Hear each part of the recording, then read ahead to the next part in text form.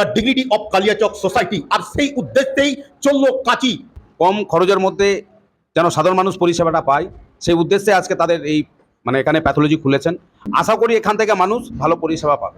চিকিৎসা ক্ষেত্রে সর্বাত্যাধুনিক যন্ত্রপাতির মাধ্যমে রোগ নির্ণয়ের যে একটা পন্থা পদ্ধতি, গরিব জনসাধারণের উদ্দেশ্যে এই ইনোভা বিশেষভাবে নজর রাখবে, এরকম ধরনেরই বার্তা মালদা জেলা পরিষদের কর্মাধ্যক্ষ মাননীয় আব্দুর রহমান সাহেব তিনি রাখলেন। উচ্চমানের যারা টেকনিশিয়ান, যারা ডিএমএলটি বা বিএমএলটি যারাই আছে না কেন, উচ্চমানের টেকনিশিয়ান রাখবেন। যে নর্মালি দেখি আমরা প্রায় এই ভুলভাল করে ব্যাপারগুলো, সেটা যেন না হয়। স্যার, আপনি আশা রাখছেন যে কোয়ালিটি একটা রিপোর্ট স্বাস্থ্যের উপরে যেন এখান থেকে দেয়?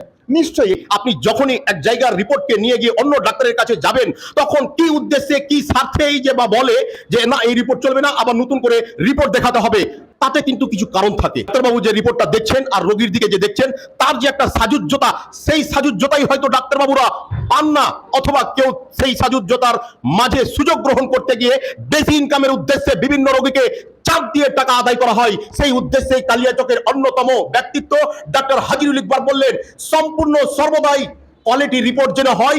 সবচেয়ে ভালো লাগার বিষয় যে আজকে দূরে যেতে হবে না, মালদা যেতে হবে না, লাইনে দাঁড়িয়ে থাকতে হবে না, বসে থাকতে হবে না।